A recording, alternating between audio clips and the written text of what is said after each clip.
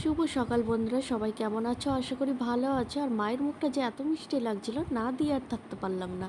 আর এই যে দুধের একটু মাখন তুলে রেখেছিলাম, সেটাই আর কি জাল দিয়ে নিচ্ছি। তারপর অনেক কাজ পড়েছিল, কারণ আমি বাড়ি ছিলাম না। তো দেওয়ালগুলো না, রান্নাঘরের দেওয়ালটা খুব নোংরা হয়েছে, ওই জন্য সার্ফ জল দিয়ে একটু মোছামুছি করে নিচ্ছি। তো আমি উঠে গেছি এর ওপরে। আর এই যে এদিকে আবার শাড়ি পরেছি, এদিকে নেই ওদিকে আছে, শাড়ি পরেছি। আর যদি ওখান থেকে আমি স্লিপ কেটে পড়ে যাই, তাহলে তোমার বেল মাথাটা তো ফেটে যাবে, সেটা তোমার মাথাতে নেই। কিন্তু আমার এদিকে ভয় করছে, যদি স্লিপ কেটে পড়ে যাই, গেলে আমার বেল মাথাটা ফেটে যাবে। তো পরিষ্কার তো করতে হবে। আর তোমাদের দাদাভাই বলেছে যে তোমাকে কিচ্ছু করতে হবে না, আমি বাড়ি গিয়ে এগুলো সব করে দেবো। কিন্তু ও দুদিনের জন্য আসবে, কাজ করবে না ঘুরবো আমরা।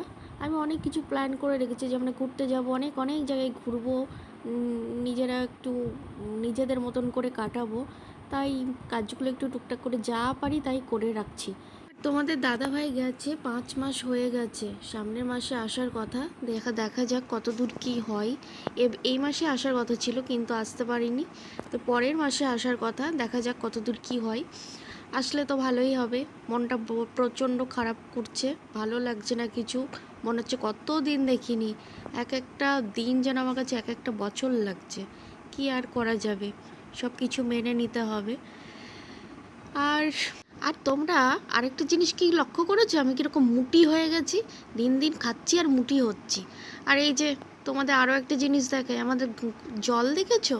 জলের কীরকম আয়রন, খুব খারাপ জল। এই জলে স্নান করে করে না আমার চুলে কালার করতে হয় না, এই জলেই আমার কালার হয়ে যায়। চুলগুলো পুরো লাল হয়ে গেছে। দেখো জলের অবস্থা দেখো, না স্নান করতে পারি এই জলে ঠিক করে। খুব খুব কষ্ট হয়, এই জল নিয়ে খুব কষ্ট হয়। আমি শুধু আমার বলে না, কিন্তু এখানকার সবারই দেখছি ঘরে ঘরে জলের খুবই অসুবিধা আছে। তারপর সারাদিন তো খুব খাটাখাটনি গেছে। ওইটুকু কাজ করে বাইরে দুটো বেড কভার ভেজানো ছিল, তো ওইগুলো ধুতে গিয়ে আমি পুরো ক্লান্ত হয়ে গেছিলাম, আর উঠে দাঁড়াতে পারছিলাম না, শরীরটা খুবই খারাপ করছিল। তারপরে এসে আমি স্নান করে ঘুমিয়ে পড়েছিলাম। আর এই যে বিকালের দিকে এখন এই যে ঘুরে ঘুরে বেড়াচ্ছি, আর কি করব। আর এই যে জামা কাপড় ছিল, সেগুলো ছাদ থেকে তুলে নিয়ে এসে এই যে রেখে দিয়েছি। এগুলো পরে ভাঁজ করে রেখে দেবো, ভদ্রভাবে তো রাখতে পারি না, এই যে জড়ো করে রেখে দিয়েছি, পরে ঠিক করে রাখতে। বাইরে বেরিয়ে দেখি শ্বশুরমশাই কাজ করছে। আমার শ্বশুরমশাই না সারাদিন খুব খাটাখাটনি করে, খুব খারাপ লাগে। তো ভাবলাম ঘরে তরমুজ আছে, একটু জুস বানিয়ে ফেলি। জুস বানিয়ে শ্বশুরমশাইকে 1 গ্লাস দিয়ে আসলাম, আর আমি 1 গ্লাস খেলাম। তো বাবা বলছিল কি এটা, বললাম জুস বানিয়েছি, খাও, ঠান্ডা ঠান্ডা খেলে বেশ ভালো লাগবে। আর যা রোদ গরম পড়েছে। তারপর ঠাম্মা এই যে বাইরে বসেছিল, গাছে অনেক জবা ফুল ফুটেছিল, এই যে মাথার চুলে সব সাজিয়ে দিয়েছি। ঠাম্মা বলছে কি যে করিস আমাকে নিয়ে। কি আর করব, তোমাকে নিয়ে এইসব করব না তো কাদের নিয়ে করব। তো বেশ ভালোই লাগে ঠাম্মাকে সাজাতে। এই যে কানে একটা দিয়ে দিয়েছি, চুলে খোপাই দিয়ে দিয়েছি। আর আমার রাতের খাবার বানানো হয়ে গেছে।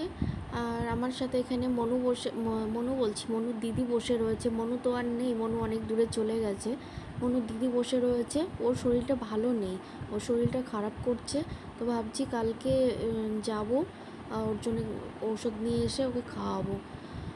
নাহলে ওর শরীরটা সত্যিই খুব খারাপ, ও কিছু খাচ্ছে না, আমার ভালো লাগছে না। ওকে আমি সব রকমের খাবার খাইয়ে দেখছি, কিন্তু কিছু খেতে চাইছে না। খেলেও একটু মুখ দিচ্ছে, আর খেতে চাইছে না। তো চলো, আজকের ব্লগটা তোমাদের কেমন লাগলো অবশ্যই কমেন্ট করে জানিও। আর যারা এখনও সাবস্ক্রাইব করোনি অবশ্যই করে দিও। আজকের মতো এখানেই শেষ করছি, সবাই ভালো থেকো, গুড নাইট।